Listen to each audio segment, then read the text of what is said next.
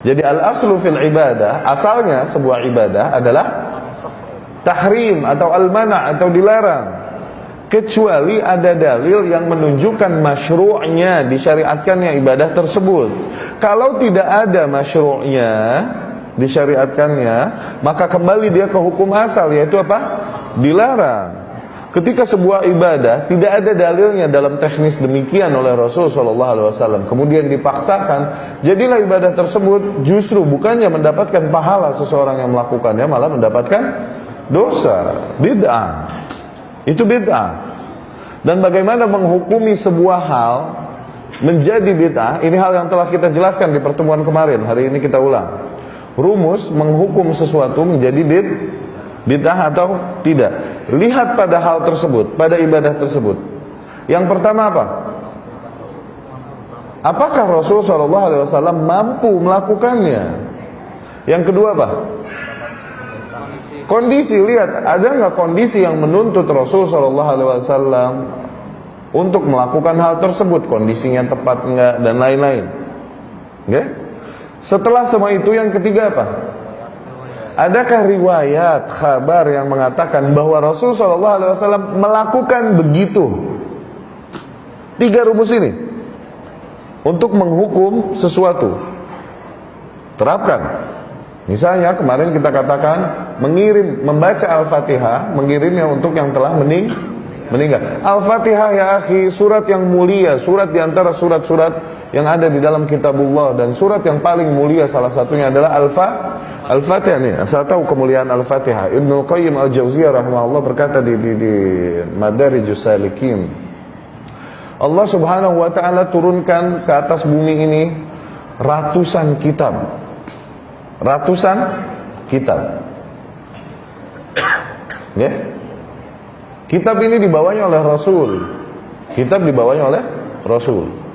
Nah, di antara ratusan kitab ini, semua kitab ini terangkum di dalam 3 syariat inti, 3 kitab inti, yaitu apa? Taurat, Zabur. Zabur ini Al-Wa'du Al-Qadim, perjanjian lama, Old Testament. Oke? Taurat. Sama Injil. Injil ini perjanjian baru, Bible. Oke? Nah, 3 kitab ini merangkum apa yang ada di dalam kitab-kitab yang Allah Subhanahu wa taala turunkan. 3 kitab ini juga terangkum lagi di dalam kitab terakhir penyempurna, yaitu Al-Qur'anul Karim. Ajib gak? Al-Qur'anul Karim terangkum lagi di dalam 1 surat, yaitu Al-Fatihah. Maka dari situ Al-Fatihah dinamakan artinya apa Ummul Quran? Ibunya Al-Quran. Oke. Kalau dikatakan Al-Fatihah adalah ibunya Al-Quran, maka maknanya surat Al-Fatihah adalah ibunya Al-Quran. Maka maknanya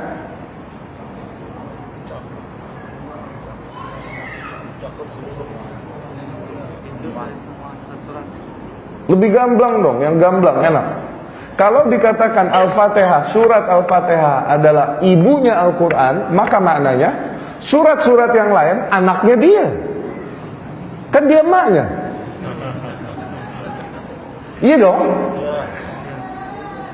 Maknanya seluruh apa yang ada di dalam kitabullah adalah penjabaran panjang lebar dari apa yang Allah globalkan di dalam Al-Fatihah. Ya, Al-Fatihah terangkum lagi dalam 1 ayat, Iyyaka na'budu wa iyyaka nasta'in.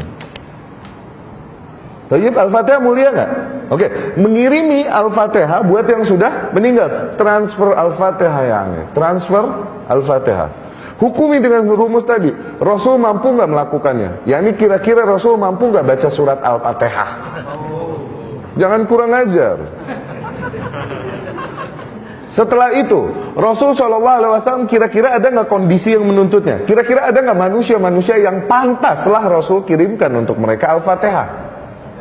Ada. Manusia-manusia yang mati membela agama Rasul SAW. Setelah itu semua, adakah kabar yang mengatakan bahwasanya Rasul SAW transferin Al-Fatihah buat mereka? Tidak ada, maka sama dengan bid'ah. Itu rumusnya. Ya. Bacain Yasin buat yang meninggal. 7 hari, 40 hari, 100 hari itu. Nggak tahu deh, di Jakarta jalan begitu, sini nggak tahu deh. Di Jawa, Jakarta bang. Rasul mampu nggak baca Yasin? Awas, jangan songong. Disamber geledek ntar ente. Jagoan Rasul baca Yasin daripada ente.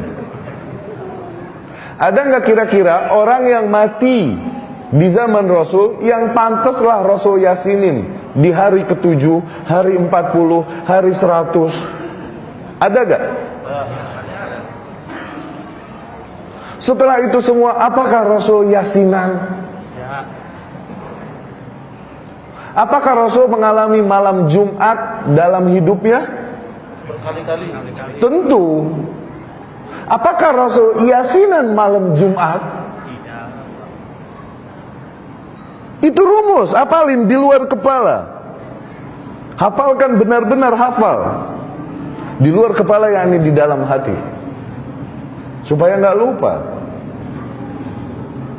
Ya, ketika sebuah ibadah tidak ada kabar dari Rasul SAW bahwa Rasul mengajarkan demikian, maka kembali dia ke hukum asal, yaitu dilarang. Ada beberapa hal yang memang Rasul SAW tidak bisa lakukan, maka itu bukan pembahasan kita. Seperti apa? Pesawat untuk naik haji, kemarin kita katakan pesawat untuk naik haji. Oh, itu bid'ah dong.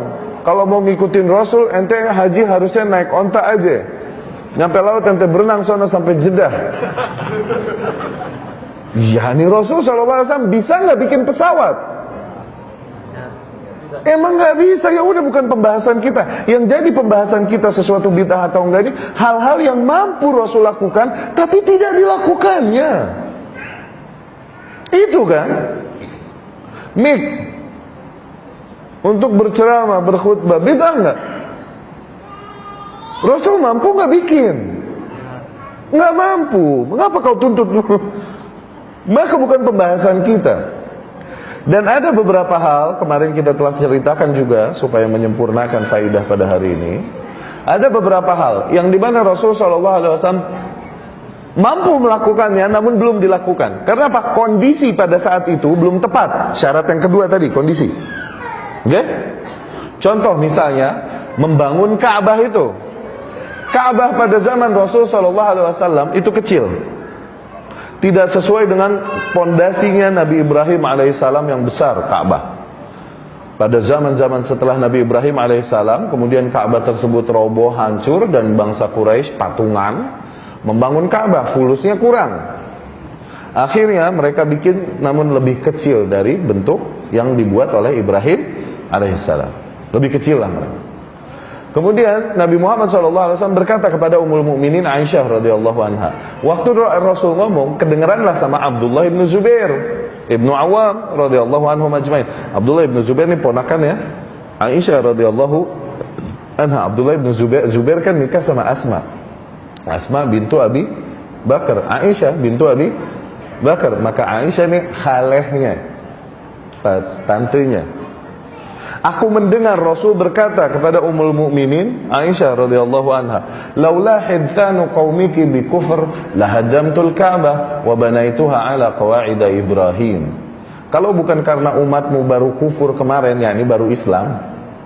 Oke? Kalau bukan karena itu, aku niscaya akan hancurkan Ka'bah dan aku bangun lagi sesuai dengan pondasinya Nabi Ibrahim alaihissalam. Cuman pertimbangan Rasul takutnya jadi fitnah dan lain-lain, jadi menggoda keimanan dan akidah mereka, maka Rasul belum melakukan hal tersebut. Qadarullah, Rasul meninggal.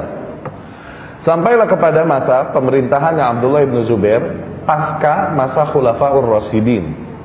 Abdullah ibn Zubair menguasai Hijaz dan Yaman itu sampai 7 tahunan, 7-8 tahunan lah.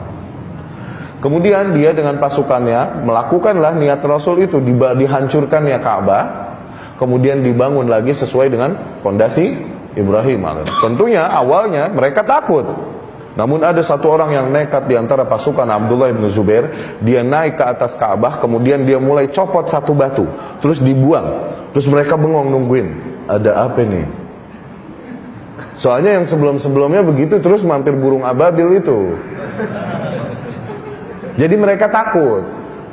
Nah, Rasul pun dulu tidak melakukan hal itu. Kenapa? Ini berkaitan dengan akidah mereka yang mereka yakini dan terbukti bahwa ada yang berupaya kurang ajar terhadap Ka'bah, kemudian terjadilah yang terjadi, di mana Allah utus atas mereka burung-burung dari neraka, membawa batu-batu dari neraka. Dicopotin satu terus mereka nunggu. Apa kayak ada geledek kali, ada awan berubah kali, nunggu, nggak ada apa-apa ya.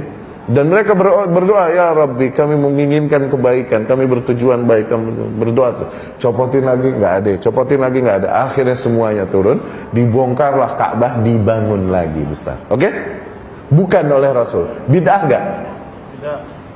Kondisi yang kedua tadi, syarat yang kedua, Rasul mau lakukan, cuman belum tepat kondisinya. Iya kan? Ada juga jumrah. Kemarin kita jelaskan, zaman dulu jumrah itu cuma satu tiang. Sekarang jumrah ini tembok. Ya? Kalau Rasul dulu mau bikin tembok, bisa nggak? Mampu nggak? Mampu lah, nembok doang mah. Teknologi zaman dulu juga bisa nembok doang mah. Tapi Rasul nggak tembokin, tetap tiang. Dan sekarang kita rubah jadi tembok. Bid'ah nggak? Syarat yang kedua tadi, dulu kondisi pada masa Rasul belum menuntut untuk hal itu. Pakai tiang juga jumlah kaum muslimin cukup nyambitin tiang doang. Sekarang coba tiang, jumlah kaum muslimin segitu. Kelar haji pada bocor kepalanya nanti. Apalagi alay-alay Indonesia, anak-anak SMA ikutan haji, dia sambit sana, kan jagonya tawuran. Beraninya dari jauh pakai batu. Alay. Maka tidak jadi bid'ah karena kondisi yang kedua tadi. Baik, itulah qawaid fiqhiyah, bagaimana kita menghukumi sesuatu, bagaimana ulama sampai kepada kesimpulan wajib atau sunnah, atau haram atau makruh atau mubah. Bagaimana ulama sampai kepada kesimpulan masyru'nya sebuah amalan atau bid'ahnya sebuah amalan. Baik.